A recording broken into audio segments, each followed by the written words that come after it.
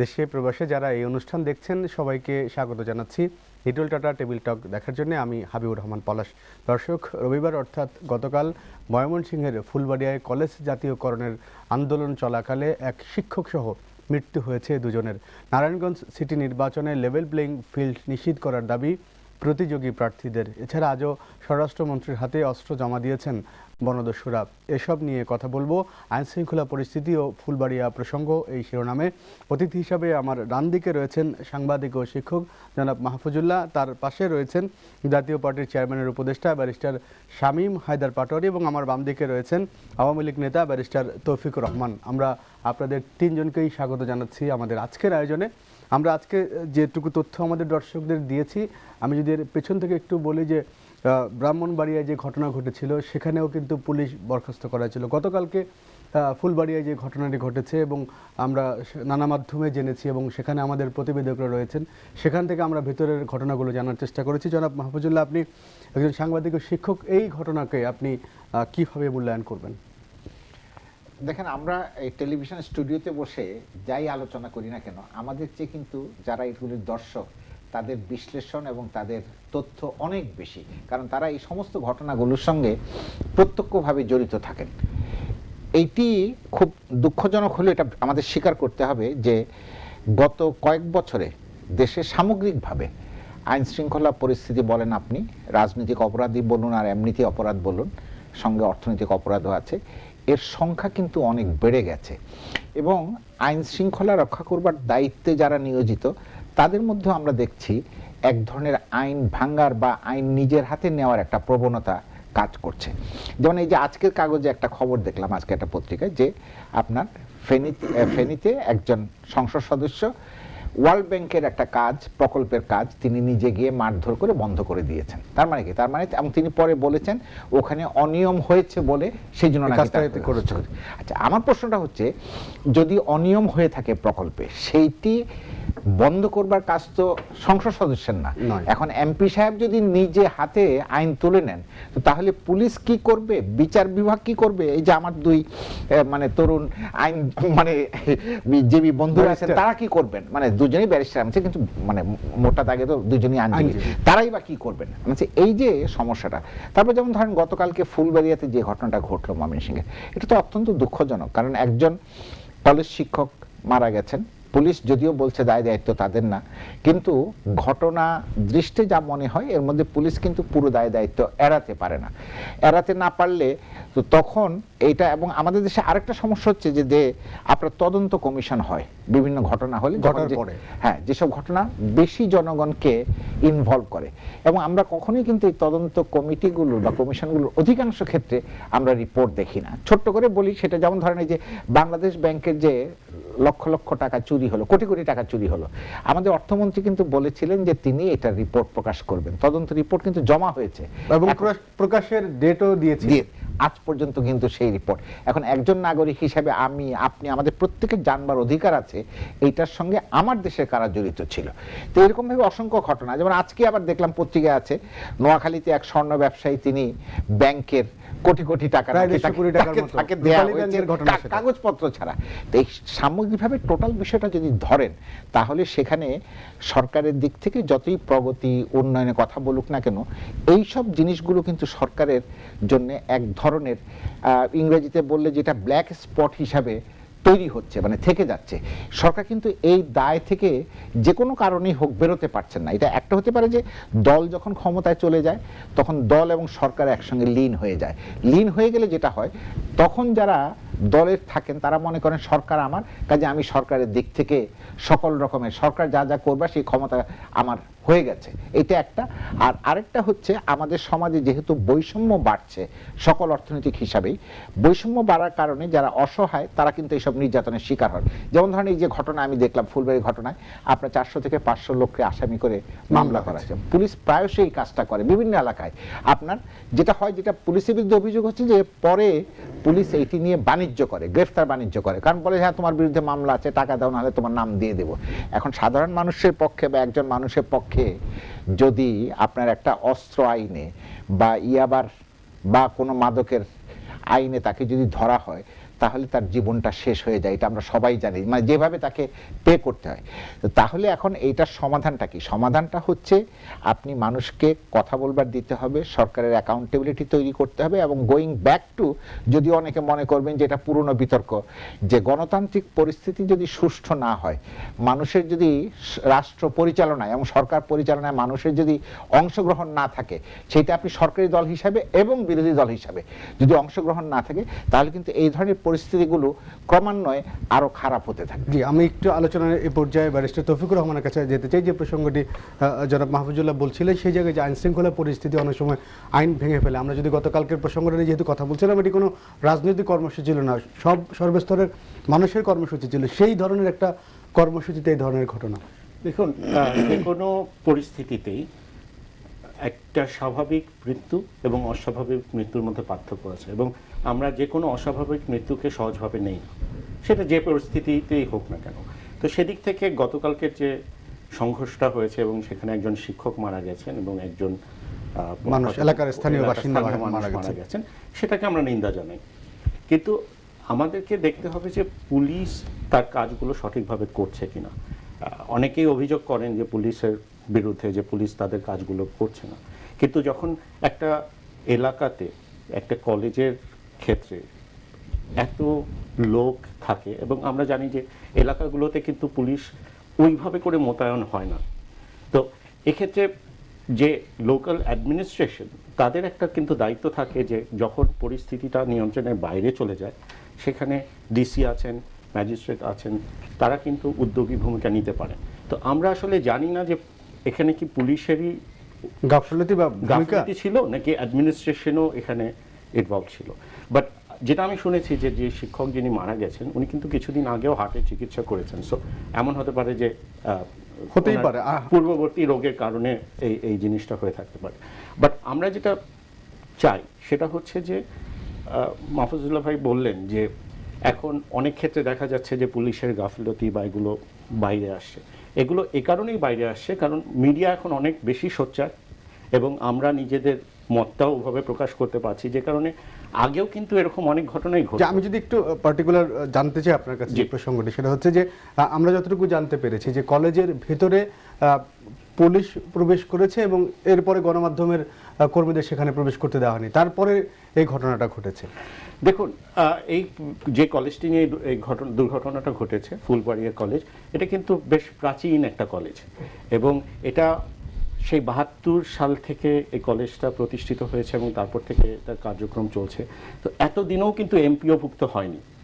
এখানে যেটা হয়েছে সেটা হচ্ছে যে নতুন যে কলেজটা ছিল সেটা স্থানীয় সাংসদ সেটার ম্যানেজমেন্ট কমিটিতে ছিলেন, এবং এ কারণে লোকাল একটা যে সবসময় দেখা যায় যে পলিটিক্যালি আমাদের দেশের পলিটিক্সটা এখন এমন হয়ে গেছে যে আমরা শিক্ষা প্রতিষ্ঠান বলেন, যে কোনো উন্নয়নমূলক কার্যক্রম বলেন, সেখানেও কিন্তু আমরা পলিটিক্যাল যে রাইভালরিটা আছে সেটাকে সামনে নিয়ে আসি। তো এখানে এমপিও হয়নি, সেটা একটা আছে, তাদের একটা নিয়মতান্ত্রিকভাবে এমপিওভুক্ত করার জন্য তারা আবেদন করতে পারেন, আন্দোলন করতে পারেন, তাতে কোনো অসুবিধা নেই। কিন্তু এটাকে যখন লোকাল দ্বন্দ্ব হিসেবে প্রতিফলিত করতে চায়, সেখানে কিন্তু দেখা যায় যে থার্ড পার্টি এই সুযোগটা নেওয়ার চেষ্টা করে। তো আমাদেরকে মাহফুজুল্লাহ ভাই বললেন যে তদন্ত কমিটি করা দরকার। অবশ্যই আমি নিশ্চিত যে শিক্ষামন্ত্রী এবং প্রধানমন্ত্রী আসলে পরে যদি ওনার নলেজে দেওয়া হয়, এখানে একটা তদন্ত কমিটি হবে, এবং আমরা সবাই আশা করি যে আসলে তদন্ত কমিটিগুলো যেগুলো হয় সেগুলো যে রিপোর্ট থাকে সেটা প্রকাশ করা হোক। কিন্তু অনেক ক্ষেত্রে কিন্তু দেখা যায় যে যেখানে সিকিউরিটি ইস্যু থাকে, যেমন আমাদের হোলি আর্টিজানের ঘটনা ছিল, সেখানেও অবশ্যই তদন্ত হয়েছে, সেখানে অবশ্যই গোয়েন্দা রিপোর্ট ছিল, কিন্তু সব রিপোর্ট কিন্তু সবসময় আবার প্রকাশ করাও যায় না নিরাপত্তার স্বার্থে। তো আমাদেরকে ওই জিনিসগুলো বিচার করে আমরা মনে করি যে একজন এক্স জাজের আন্ডারে যদি আমরা তদন্ত কমিটিটা করি, আমরা এটা সঠিকভাবে এটার ফল পাবো। জি, আমরা একটু ব্যারিস্টার শামীম হায়দার পাটোয়ারি একই প্রসঙ্গে নিয়ে আপনার কাছে আসতে চাই। যেহেতু আমি যতটুকু জানি যে আপনি একটি বিশ্ববিদ্যালয়ের সঙ্গেও আছেন, আপনি একটু মূল্যায়ন করবেন যে আসলে এই ঘটনাটার পেছনের ঘটনাগুলো কি, এবং সেখানে আইন শৃঙ্খলা বাহিনী কি তার দায়িত্বশীল ভূমিকা পালন করতে পেরেছিল কিনা। প্রথম একটা জিনিস তো মানে বোধ পক্ষই স্বীকার করে নিতে বাধ্য হচ্ছেন যে পুলিশ কলেজ ক্যাম্পাসের ভিতরে শ্রেণীকক্ষের ভিতরে হয়তো ঢুকেছিল, তো শিক্ষা প্রতিষ্ঠান এবং ধর্মীয় প্রতিষ্ঠানের ভিতরে ঢোকাটা কিন্তু আইন শৃঙ্খলা বাহিনীর জন্য এটা কিন্তু খুব ন্যাক্কারজনক। কারণ খুশবন্ত সিং 1984 সালে যখন অমৃতসরে গোল্ডেন টেম্পলে ইন্ডিয়ান আর্মি ঢুকেছিল, উনি ওনার পদ্মভূষণ ফেরত দিয়ে দিয়েছিলেন। তো এখানেও এটা হয়েছে। এটার কতটা প্রয়োজনীয়তা ছিল? একটা আন্দোলন হচ্ছিল বা মিছিল হচ্ছিল, তারা কি কোনো ভ্যান্ডালিজম করছিল? আমার মনে হয় না। মিডিয়াম একটা এমপিভুক্তের দাবিতে নিশ্চয়ই সেখানে এমন কোনো অগ্নিসংযোগ বা সন্ত্রাসবাদী কার্যক্রম আমার মনে হয় জনগণ করছিল না। আজকে বোধহয় নিউজে দেখলাম যে আজকেও পাবনা সিরাজগঞ্জে বোধহয় একই ধরনের ঘটনা আছে এমপিভুক্তির জন্য। বাট এই আন্দোলনটা বেশ কিছুদিন ধরে হচ্ছিল, এখন আমাদের খুব সহজ উপায় আছে। যে ভদ্রলোক মারা গেছেন, উইথ ডিউ রেসপেক্ট, যেহেতু এটা অপমৃত্যুর ঘটনা, এটা পোস্টমর্টেম হবেই। পোস্টমর্টেম হলেই বের হয়ে আসবে যে তিনি কি পুলিশের গুলিতে মারা গেছেন নাকি হার্ট অ্যাটাকে মারা গেছেন। রাবার বুলেটের কথা বলা হয়েছে, টিয়ার গ্যাসেরও বলা আছে। পুলিশ কতটুকু শক্তি প্রয়োগ ওখানে প্রয়োজন ছিল আর এক্সেসিভ শক্তি প্রয়োগ করেছে কিনা, এইটার একটা সুষ্ঠু তদন্ত করা প্রয়োজন। এখন এই তদন্তটা কে করবে, এটা একটা বড় সমস্যা বাংলাদেশে, যে এই তদন্তগুলোর ক্ষেত্রে আমরা খুব একটা মানে ফেয়ারলি কোনো একটা বডি নাই। তো কুলদীপ নায়ারের মতো যে ডেমোক্রেসি মানে তো হচ্ছে ইন্ডিপেন্ডেন্স অফ দ্য ইনস্টিটিউশন, আর আমি তার সাথে অ্যাড করি বা অনেকেই অ্যাড করেছে যে এর সাথে হচ্ছে বহুত্ববাদ। তো যখন আপনার পলিটিক্যাল বহুত্ববাদ থাকবে, সকল মত সেখানে প্রকাশ করতে পারবে, যেটা স্যারও বললেন, তখন কিন্তু এই ধরনের ঘটনাগুলো অনেক কমে আসবে।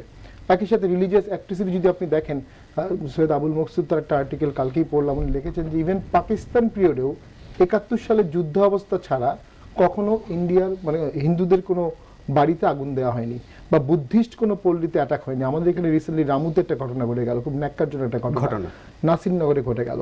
ইভেন গোবিন্দগঞ্জে সাঁওতালদের যে ব্যাপারটা ছিল, সেটা আমি মনে করি যদিও সরকারের জমি হতে পারে, বাট ফোর্সটা এক্সেসিভ হয়ে গেছে, নেসেসিটি ছিল না। আমাদের লয়ের অনেকগুলো প্রিন্সিপালের মধ্যে এটাও আছে, প্রপোর্শনালিটি, নেসেসিটি, যতটুকু প্রয়োজন তার থেকে বেশি ফোর্স ইউজ করা হচ্ছে। কিন্তু জিনিসগুলো থামছে না, একের পর এক কিন্তু হয়ে যাচ্ছে। থামছে না কারণ এটা আমার পার্সোনাল ভিউ যে সরকারের যেটাকে নিয়ন্ত্রণ করা প্রয়োজন, অনেকাংশেই সেই জিনিসটা সরকারকে নিয়ন্ত্রণ করছে। অর্থাৎ ঘোড়া গাড়ি চালাচ্ছে না, গাড়ি ঘোড়া চালাচ্ছে। তো প্রশাসন এবং পুলিশের উপর সরকারের নির্ভরশীলতা 5 জানুয়ারি ইলেকশন এবং পরবর্তী ইলেকশন এবং আরও বিরোধী দল দমন এবং অন্যান্য কারণে এত বেশি বেড়ে গেছে যে সুশাসনের প্রথম যে শর্ত যে সরকার নিয়ন্ত্রণ করবে আইনের মধ্যে, সে জায়গাটা একটা বিশাল বড় ব্যত্যয় ঘটে গেছে। একটা নির্ভরশীলতার জায়গাটা বেড়ে গেছে সরকারের, যে কারণে সরকারের নিয়ন্ত্রণ করতে পারছে না এবং দোষী ব্যক্তিকে শাস্তি প্রদান করতে পারছে না। এবং অনেক ক্ষেত্রেই আমরা দেখছি সুশাসনের অভাবের প্রতিটি ঘটনা কিন্তু ঘন ঘন ঘটছে। আর এই গুলি করা, এই বিষয়টা খুব স্পর্শকাতর, কারণ যখনই গুলি হয়ে যায় তখনই কিন্তু পরবর্তীতে একটা বিপ্লব ঘটে যায়। আপনি দেখেন 52 সালে ভাষা আন্দোলনে গুলি করা হলো আমাদের উপরে, যে স্বাদের পাকিস্তান বঙ্গবন্ধু করলেন এবং সবাই মিলে করলেন, এবং যে মুসলিম লীগ করলো সেই মুসলিম লীগ 54 সালে কমপ্লিটলি ভোটে আউটকাস্ট হয়ে গেল। কারণ কিন্তু একটাই, 52 সালের গুলি করা। এবং পশ্চিমবঙ্গে যে 35 বছর ধরে বামপন্থীরা এত শক্ত অবস্থানে ছিল, নন্দীগ্রামে তারা কৃষকদের উপর গুলি করলো এবং এরপরে ইলেকশনে দেখা গেল ম্যাসিভলি তারা হেরে গেল। মমতা ব্যানার্জি লিটারালি কোনো দল ছিল না, তার কোনো ওয়ার্ড কমিটি ছিল না, তার কোনো জেলা কমিটি ছিল না, উনি শুধু ক্যান্ডিডেট দিয়েছেন আর ক্যান্ডিডেটের জন্য ভোট চেয়েছেন। কিন্তু ওইখানে একটা ব্যাপার আছে, ভারতে নির্বাচন ব্যবস্থাটা সুষ্ঠু আছে এখনো মোরাললেস, সেই জন্য ওইখানে গণতান্ত্রিক উপায়ে সমাধানগুলো খুব ভালোভাবে হয়ে যায়। আমাদের এখানে নির্বাচন ব্যবস্থাটাও গত 2-3 বছরে অনেকটা ভেঙে পড়ার কারণে এটা আরেকটা বড় শঙ্কার কারণ উদ্ভব করছে, যে এই ধরনের পরিস্থিতি থেকে যদি জনগণ পরিবর্তন করতে চায়, সেটা এখন হোক, 5 বছর পরে হোক, 10 বছর পরে হোক, গণতান্ত্রিক প্রক্রিয়ায় ইনস্টিটিউশনালি কি পরিবর্তনটা সম্ভব, জনগণের জন্য সেই অপশনটা কিন্তু আস্তে আস্তে বন্ধ করে দেওয়া হচ্ছে। এটা আমার কাছে মনে হয় একটা সিরিয়াস স্পেস সংকট সৃষ্টি করবে। জি জনাব মাহফুজুল্লাহ, জি আপনার কাছে আসতে চেয়েছিলাম। আচ্ছা, আমি না দুটো জিনিস যোগ করি। একটা হচ্ছে যে ব্যারিস্টার তৌফিক বললেন যে আপনার যেগুলো সেন্সিটিভ ইস্যুস, হ্যাঁ, এগুলো কিন্তু মানুষ বোঝে না যে তা না, যে এটা সেন্সিটিভ কারণে এই রিপোর্টটা দেওয়া যাবে না। কিন্তু আবার যেমন ধরেন নাসিরনগরের ঘটনায় পুলিশের একটা তদন্ত কমিটি হয়েছে, সেই রিপোর্ট দিয়েছে বলে আমরা কাগজে পড়েছি, এবং সেখানে কিন্তু পুলিশ প্রধান কিন্তু পরবর্তীতে যখন আমরা পড়েছি তারপরে কিন্তু অস্বীকার করেছে। সেটাই তো বলছি যে কাগজে ছাপা হয়েছে, সেখানে বলা হয়েছে পুলিশের রিপোর্টে যে 18 জনকে, সরকার দলীয় 18 জনকে দায়ী করা হয়েছে নাসিরনগরের ঘটনার জন্য। এটা কিন্তু তার চেয়ে আমি বলছি যে প্রশ্নটা কেন আসছে সামনে, দেখেন আজকেই কাগজে খবর আছে যে হাইকোর্ট নর্থ বেঙ্গলের এক এসপি সাহেবকে তলব করেছে। কেন তলব করেছে? তার যে মন্তব্য যে আপনি পেলেই আপনি গণধোলাই দেবেন। পুলিশ যখন এই ধরনের মন্তব্য, কিন্তু গত কয়েক বছরে পুলিশের অসংখ্য এরকম মন্তব্য আছে পুলিশ প্রধানদের। এখন আপনি পুলিশের এসআই তিনিও মন্তব্য করবেন, পুলিশের ওসি তিনিও মন্তব্য করবেন, এসপি সাহেবও মন্তব্য করবেন, ডিআইজি সাহেব মন্তব্য করবেন, আইজি সাহেব মন্তব্য করবেন। সবাই যদি কমেন্ট দেওয়া শুরু করে ঘটনায়, তখন কিন্তু ওই ডিপার্টমেন্টও ক্ষতিগ্রস্ত হয়, মানুষও বিভ্রান্ত হয়। কিন্তু মানুষ বিভ্রান্ত হয় না, আমাদের দেশে মানুষ কিন্তু অনেক বেশি বুদ্ধিমান। যেমন ধরেন গতকালকেই তো বোধহয় সম্ভবত বা পরশুদিনের কাগজে খবর আছে যে ঢাকা পুলিশকে বলা হয়েছে, প্রত্যাহার করা হয়েছে যে সিভিল ড্রেসে তারা আর কোথাও যেতে পারবে না কোনো কিছু ধরবার জন্য। আপনার এটা কোর্টের একটা অর্ডার। না, তার মানে কি? তার মানে তো কোর্ট তো আর ভেবে চিন্তে আদেশটা দিয়েছে, ঘটনা ঘটেছে বলে দিয়েছে। আমরা যদি ধরে নিই যে কোর্ট এখন পর্যন্ত অধিকাংশ ক্ষেত্রেই আপনার মানুষের যেটা ন্যায় বিচার প্রাপ্তি, সেই ন্যায় বিচারটাকে নিশ্চিত করবার চেষ্টা করে। মানে যদিও কোর্ট সম্পর্কে কিছু কিছু অভিযোগ তো প্রধান বিচারপতিও করেছেন, আমি অত ডিটেলসে যাচ্ছি না, কিন্তু অধিকাংশ ক্ষেত্রে মানুষের প্রত্যাশাটা হচ্ছে এইটা। কিন্তু সব শেষে যেটি সবচেয়ে গুরুত্বপূর্ণ কথা, যেটা আপনার ব্যারিস্টার পাটোয়ারি বললেন, সেটা হচ্ছে যে মানুষের যদি অংশগ্রহণ না থাকে রাষ্ট্র পরিচালনায়, এবং এটা যদি এক দিকে চলে যায়, তাহলে কিন্তু আপনি বিপদে পড়বেন। কারণ আজকে আপনাকে স্বীকার করতে হবে যে আপনি আজকে মাইনরিটি গভর্নমেন্ট মেজরিটির উপর রুল করছে। মাইনরিটি গভর্নমেন্ট কোন অর্থে বলছি? আওয়ামী লীগ কত 40%, 45% লোকের সমর্থন এনজয় করে, এর বেশি তো না। বাকিরা বিএনপি না, কিন্তু বাকিরা এর বাইরে, এই সমর্থনের বলয়ের বাইরে। কাজে অন্যদিকে আপনি বাদ দিয়ে রাষ্ট্র পরিচালনা করবেন সুস্থিরভাবে, সুন্দরভাবে, তাদেরকে এইটা পরিচালনায় অংশগ্রহণ করতে দেবেন না, তাহলে কিন্তু আপনি বিপদে পড়ে যাবেন। এই বিপদটা, এবং শেষ কথা যেটা, সেটা হচ্ছে যে কোনো ব্যবস্থায় গণতন্ত্র মানে শান্তিপূর্ণ উপায়ে আপনার মনোনীত জনপ্রতিনিধি নির্বাচন করার এবং শান্তিপূর্ণ উপায়ে ক্ষমতা হস্তান্তর, উভয়ের জন্যই কিন্তু আপনার নির্বাচন হচ্ছে একটা মেজর ইনস্ট্রুমেন্ট। কাজে সেইটা আমাদের বিবেচনায় রাখা। জি, আপনাকে ধন্যবাদ। আমি একটু তৌফিকুর রহমান, আপনি একটু বলুন যে অভিযোগটা আমি করলেন জনাব মাহফুজুল্লাহ। দুটো জিনিস আগে শুরু করি। পাটোয়ারি সাহেব যেটা বলেছিলেন সেটা হচ্ছে যে পুলিশের গুলির কথা। কোনো রিপোর্টে কিন্তু আসেনি যে যিনি মারা গেছেন তিনি পুলিশের গুলিতে মারা গেছেন, বা যারা দুজন মারা গেছেন পুলিশের গুলিতে মারা গেছেন। তো এটা একটা ব্যাপার। দ্বিতীয় কথা হচ্ছে আমরা সামাজিক আন্দোলনকে অনেক সময় আমরা পলিটিক্যালি মোটিভেটেড আন্দোলন মনে করে বা চালিয়ে দেওয়ার চেষ্টা করি। তো আমাদেরকে এটা থেকেও কিন্তু বের হয়ে আসতে হবে। সে বের হওয়ার দায়িত্বটা কে নেবেন? আমরা সবাই নেব, এটা আমরা সবাই নেব। কারণ হচ্ছে যে পলিটিক্যাল পার্টি তো একটা পার্টি না, এখানে বাংলাদেশে অনেকগুলো পলিটিক্যাল পার্টি আছে এবং সবারই কিন্তু দায়িত্ব আছে। যেমন উনি বললেন যে মাহফুজুল্লাহ সাহেব বললেন যে একতান্ত্রিক বা গণতন্ত্র নেই, একটা পার্টি রুল করছে মেজরিটির উপর। এটা আমি একটু ডিফার করি। যে আমরা আপনাদের সঙ্গে আলোচনা আসবো, আবারও একটা আলোচনার পরে একটা বিরতি নিয়ে খেতে পারে।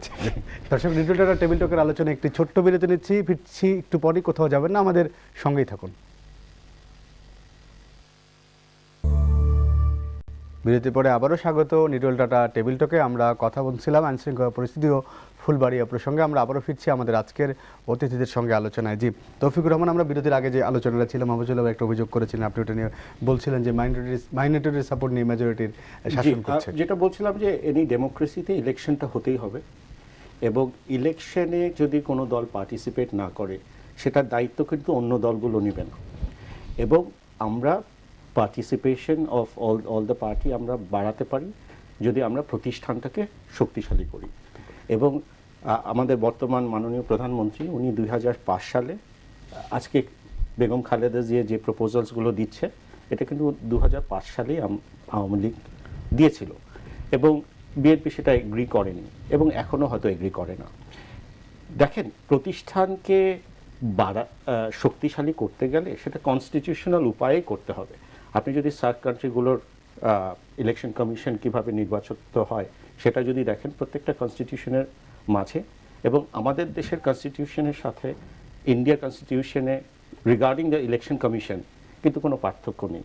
তো সে বিষয়ে আলাপ হতে পারে, এবং এটার আলাপ হওয়ার জন্য প্রধান ফোরাম কিন্তু আসলে পার্লামেন্টই হওয়া উচিত। যদি তাই হয়, আপনি যদি প্রসঙ্গটা নিয়ে আসলাম, যদি একটু ছোট্ট করে যদি বলি আপনাকে, যে সম্প্রতি বিএনপি চেয়ারপারসন যে প্রস্তাবটা দিয়েছেন আগামী নির্বাচন কমিশন পুনর্গঠনে, সেটা তো তাৎক্ষণিক নাকচ করা হয়েছে আপনার দলের পক্ষ থেকে। তাৎক্ষণিক নাকচ করা হয়েছে বিকজ টেকনিক্যালি তো আমাদের যে কনস্টিটিউশন আছে সেটা পারমিট করে যে প্রধানমন্ত্রীর অ্যাডভাইসে প্রেসিডেন্ট সাহেব, মাননীয় প্রেসিডেন্ট, উনি ইলেকশন কমিশনার নির্বাচন করতে পারেন।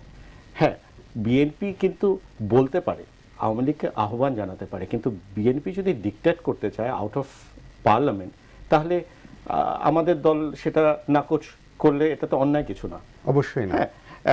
কনস্টিটিউশনের মধ্যে থেকেই আমরা সেটা করছি। কিন্তু সেই জায়গায় যদি বলেন যে কনস্টিটিউশনে ছিল নির্বাচন কমিশনের জন্য একটি আইন করার, কিন্তু সেটা তো সরকার করেনি। সেটা পার্লামেন্টে বলা উচিত। আমাদের বন্ধুবর তাদের পার্টি পার্লামেন্টে আছে, তারা তো কখনো পার্লামেন্টে তুলেনি। পার্লামেন্টে তো আসতে হবে। আপনাকে যদি আইন প্রণয়ন করতে হয় সেটা তো পার্লামেন্টের মাধ্যমেই করতে হবে। এবং আমি তো মনে করি যে বিএনপির উচিত ছিল ইলেকশনে পার্টিসিপেট করে পার্লামেন্টে এসে এটার আইন প্রণয়নের উদ্যোগ নেওয়া। আমি শিওর যে আমরা অ্যাজ এ পার্টি চাচ্ছি যে বিভিন্ন প্রতিষ্ঠানগুলো শক্তিশালী হোক, এবং যদি প্রয়োজন মনে করে প্রধানমন্ত্রী, তাহলে আমাদের তো ফেব্রুয়ারি মাসে ইলেকশন কমিশনের মেয়াদটা শেষ হয়ে যাচ্ছে, আমরা ইনশাআল্লাহ গভর্নমেন্টের থেকে সেই উদ্যোগটা দেখতে পাবো। যে আমরা একটা আলোচনার পর্যায়ে আরেকটা জিনিস বলিনি, সেটা হচ্ছে যে খুবই সংক্ষেপে বলতে হবে। জি, অ্যাডমিনিস্ট্রেটিভ যে উইংগুলো আছে আমাদেরকে, সেখানেও কিন্তু শক্তিশালী প্রতিষ্ঠান যদি না হয় তাহলে কিন্তু জবাবদিহিতার আওতায় থাকবে না। একজন এসআই যদি কমেন্ট করে কোনো ব্যাপার নিয়ে, বা একজন ওসি যদি কমেন্ট করে, সেটা কিন্তু প্রধানমন্ত্রী বা গভর্নমেন্টের দায়িত্ব না।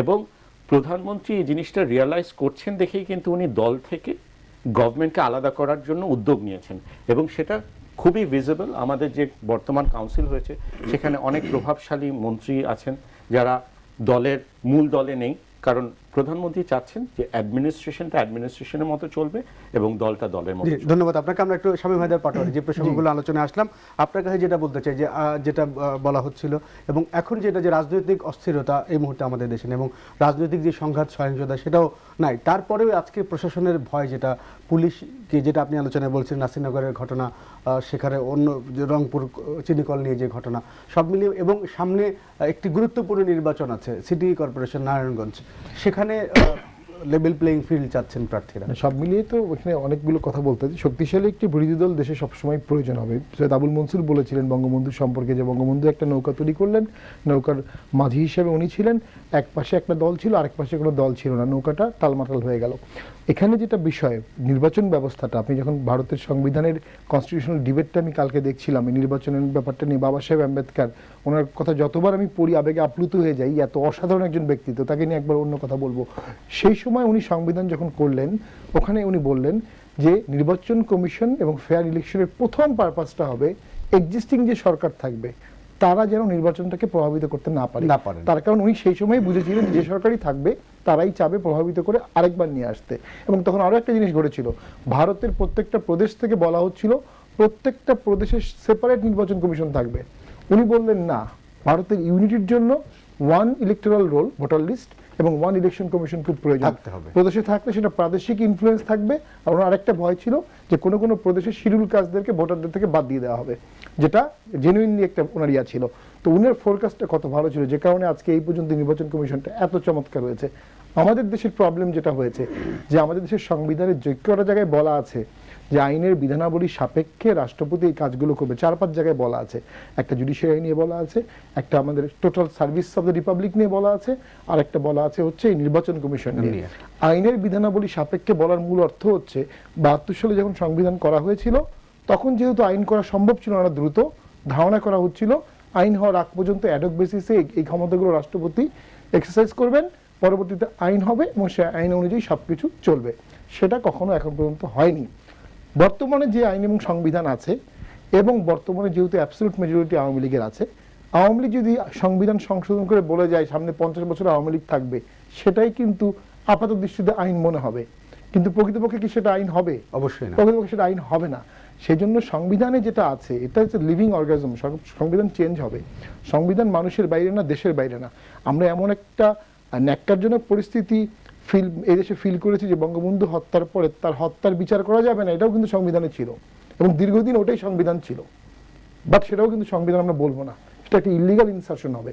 জনমতের বাইরে জনগণ কি চাচ্ছে, জনগণের রিফ্লেকশনটা কি হবে, প্রতিবিম্বটা কি হবে, সেইভাবে যে সংবিধান অ্যামেন্ডমেন্টটা হবে সেটা কিন্তু অবশ্যই সাংবিধানিক অ্যামেন্ডমেন্ট আমরা বলবো। বর্তমানে কিন্তু জনগণ একটা সুষ্ঠু নির্বাচন চাচ্ছে। সুষ্ঠু নির্বাচনের জন্য যে বাধাগুলো আছে তার মধ্যে আগামী জাতীয় নির্বাচন বলছি, নারায়ণগঞ্জে বলছি, এটা যদিও রাজনীতিবিদ হিসেবে আমাদের একটা পরাজয় শিকার, তারপরে বলবো যে আমরা সবাই একটা সেনা মোতায়েনের নির্বাচনকালীন সময় সেনা মোতায়েনের দিকে আমরা দাবি জানাচ্ছি।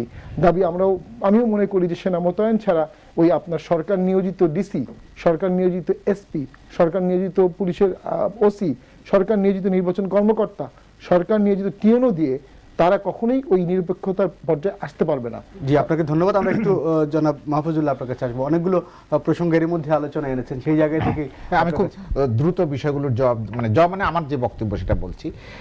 প্রথমে একদম শেষ যেটা মানে বললেন, পাটোয়ারি বললেন, উনি ভারতের সংবিধানের জনক আম্বেদকারের প্রসঙ্গ এনেছেন।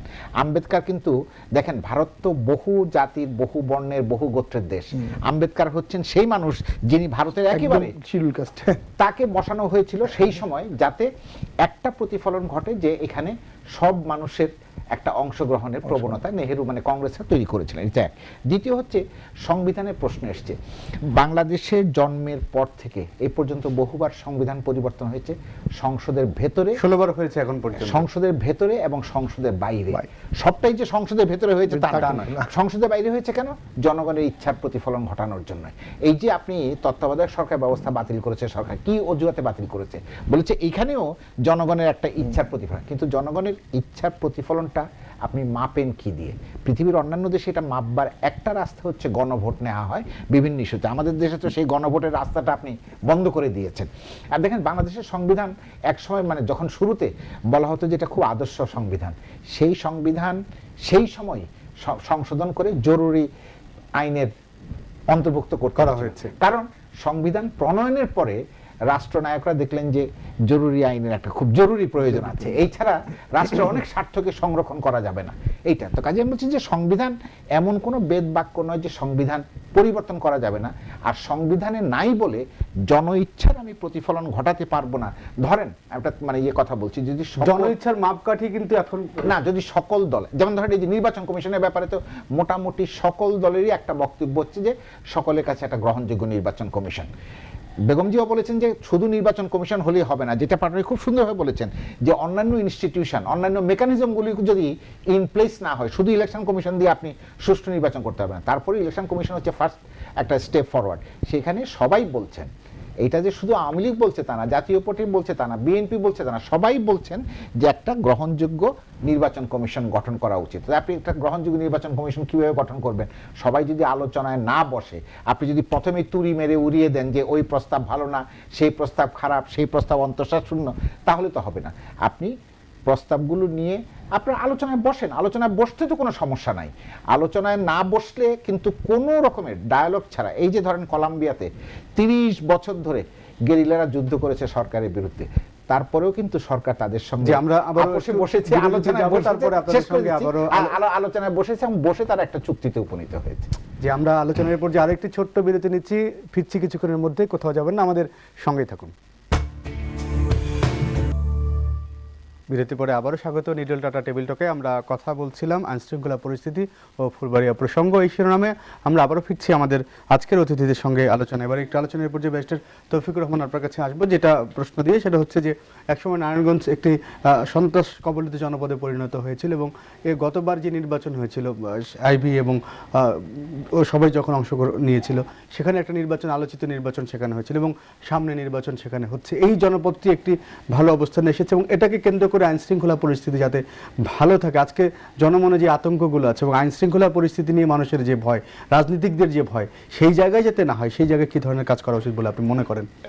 সেই উত্তরটা দেওয়ার আগে আমি একটু মাহফুজুল্লাহ ভাইয়ের একটা প্রশ্নের উত্তরটা দিই।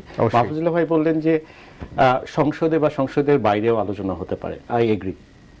আসলে সংবিধান মানুষের জন্য, কিন্তু আপনাকে তো আলোচনার প্রস্তাবটা ডাইরেক্ট দিতে হবে যার সাথে আপনি আলোচনা করবেন। আপনি শুধু যদি প্রেস কনফারেন্স করে একটা মত দেন এবং তারপর আপনি এক্সপেক্ট করেন যে অপরপক্ষ আপনার কাছে দৌড়িয়ে চলে আসবে এবং আলোচনায় বসে যাবে, তাহলে তো ঠিক না।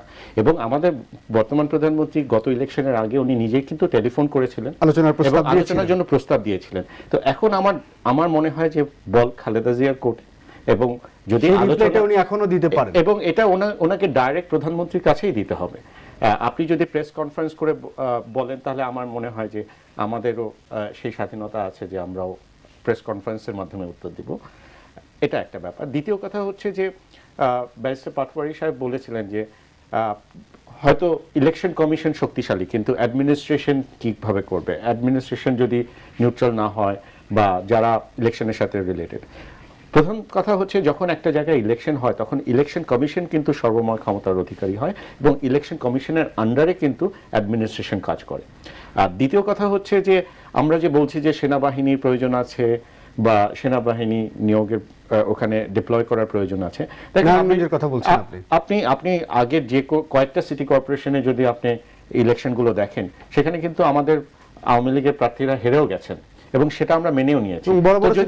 যদি সবগুলোতে আমরা রিগিংই করব তাহলে তো আমাদের হারার সুযোগ ছিল না। তো আমি মনে করি যে নারায়ণগঞ্জে গত ইলেকশনটাও ফেয়ার হয়েছে এবং এটা সবাই স্বীকার করে নিয়েছেন এবং বর্তমান নির্বাচনটাও যাতে ফেয়ার হয় সেজন্য ইভেন প্রধানমন্ত্রী একটা উদ্যোগ নিয়েছেন যে যাতে আওয়ামী লীগের যারা ওখানে কমিটিতে আছে তারা যাতে ফেয়ার ইলেকশনটা গ্রহণ করে। বিকজ আমরা মনে করি যে আগামী নির্বাচন বাংলাদেশের শুধু আমাদের দলের জন্য না, বাংলাদেশের জন্য একটা খুব গুরুত্বপূর্ণ নির্বাচন এবং আমরা চাই মানুষের মন জয় করে সেই নির্বাচনে অংশগ্রহণ করতে। জি জনাব শামীম হায়দার পাটোয়ারি, একই প্রসঙ্গ যদি আপনাকে বলে যে নারায়ণগঞ্জকে আমরা কিভাবে পেতে চাই, যে দাবি দাওয়াগুলো হচ্ছে বিভিন্ন পর্যায় থেকে এবং এটার পরেই কিন্তু জাতীয় নির্বাচন।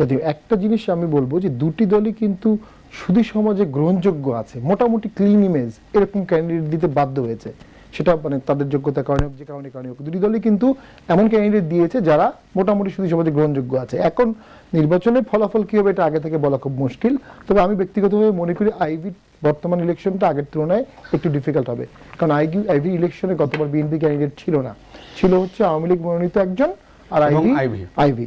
তো সেখানে আইভি চুনকার মেয়ে হিসাবে একটা অ্যাডভান্টেজ পেয়েছে, বিএনপি ক্যান্ডিডেট সরে যাওয়ার অ্যাডভান্টেজ পেয়েছে, হয়তো বা অন্য পার্টিরও ভোট পেয়েছে। এখন নৌকা নিয়ে যখন আপনি ভোট করবেন আপনি নৌকার ভোট পাবেন, এটা মাস্ট। নৌকা একটা কর্মভিত্তিক দল, নৌকার বাইরের ভোটগুলো কিন্তু আপনার অনেক লিমিট হয়ে যাবে। বাংলাদেশে কিছু লোক আছে যারা কখনো ধানের শেষে ভোট দেয় না, কিছু লোক আছে তারা কখনো নৌকায় ভোট দেয় না, হয়তো বা আইভিকে পছন্দ করবে কিন্তু নৌকায় ভোট দেবে না। ইটস অল ডিপেন্ডস নির্বাচন কতটা সুষ্ঠু হয়। আমি একটা টকশোতে বলছিলাম যদি ম্যাসিভ ভোটার ভোট কেন্দ্রে আসে তাহলে নির্বাচনটা একরকম হবে, আর যদি অল্প ভোটার আসে সেখানে আওয়ামী লীগের চান্সটা অনেক বেড়ে যায়। কি মনে হয় আপনার কাছে, যদি আপনার কাছে আমি বলি যে এই পরিস্থিতি আছে নির্বাচনকে এই পর্যায়ে বলাটা খুব মুশকিল, তবে আমরা সুষ্ঠু নির্বাচন চাই। এটা আওয়ামী লীগের জন্য অ্যাসিড টেস্ট। আপনি ওই তোফায়েল সাহেব বলছিলেন যে 5 নির্বাচনের আগের সিটি কর্পোরেশন ইলেকশন, দেখেন নির্বাচনগুলোকে দুভাগে ভাগ করে ফেলা যায় ইজিলি। 5 নির্বাচনের আগের ইলেকশনগুলোতে বিএনপি খুব সম্ভবত 58% ভোট পেয়েছিল এবং প্রায় সবগুলো একটা বাদে মনে হয় সিটি কর্পোরেশনে উইন করেছিল। 5 জানুয়ারির পরে পৌরসভা ইলেকশন, উপজেলা ইলেকশন, ইউনিয়ন পরিষদ ইলেকশন সবগুলোতে 90% আওয়ামী লীগ জয়লাভ করেছে। বাংলাদেশে 5 জানুয়ারির আগে এবং পরে ভোটিং কাস্টিং এত ম্যাসিভ পরিবর্তন হওয়ার কোনো যৌক্তিক কারণ নাই, unless the election process is rigged. না, বিএনপি তো অংশগ্রহণই করেনি।